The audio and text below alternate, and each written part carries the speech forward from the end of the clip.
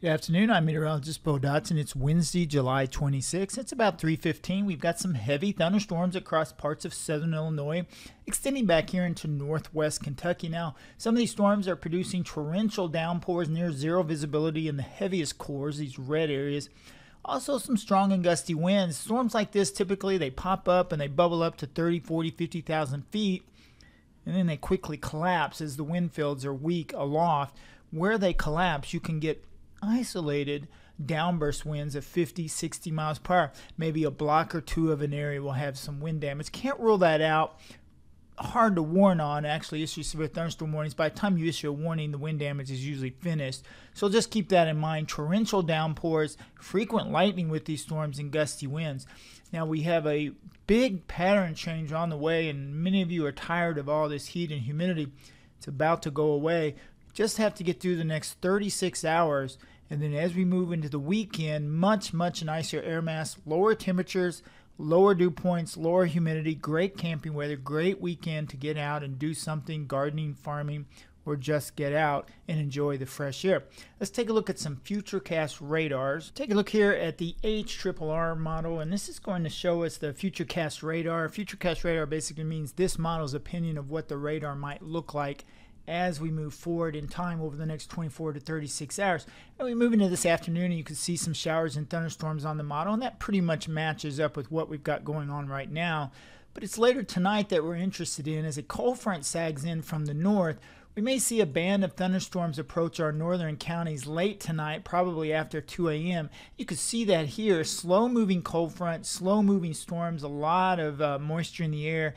Any of these storms that train over the same area is probably going to produce 1, 2, 3 inches of rain.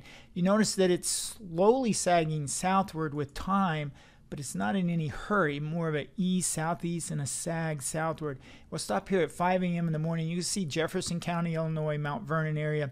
Areas up near Farmington, Missouri, perhaps some thunderstorms. Not sure how much of this line survives late tonight as it moves in from the north.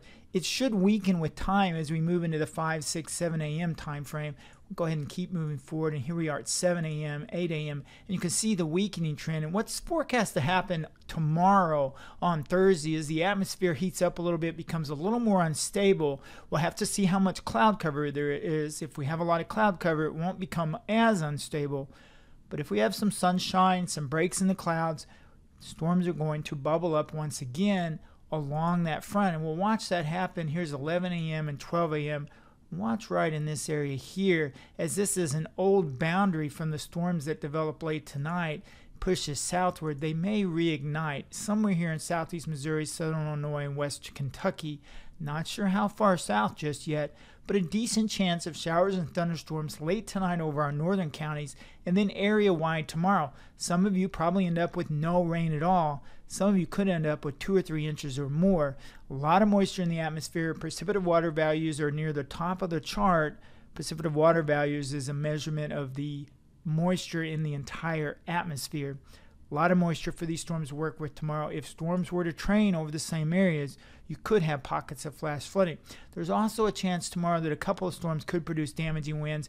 Not a great risk for severe weather. Wind fields are fairly weak, but there should be enough instability for at least some concerns for isolated reports of damaging winds. The big concern, however, will be the heavy rain, lots of lightning with these storms. So moving 4 o'clock, 5 o'clock, 6 o'clock, and you see this band of showers and thunderstorms along the front, and it is sagging southward. So as we move into tomorrow night, the whole area of storms will continue to move southward into the Missouri Boot Hill, western Tennessee, and eventually by Friday morning, most of the precipitation should have come to an end. We may still have a few showers and thunderstorms in the Boot Hill along the Kentucky and Tennessee border on Friday morning. Not positive about that, but I will at least mention it in the Weather Talk blog update today. Maybe some remaining storms. But as we move through the day on Friday, cold front continues to move southward, clearing us out. Lower temperatures only in the 80s on Friday, lower dew points behind that front. Saturday and Sunday, high temperatures upper 70s to middle 80s with low humidity, low dew points. It's going to feel great this weekend, so get out and enjoy it. We'll keep an eye on the heavy storms this afternoon, later tonight, and then again tomorrow.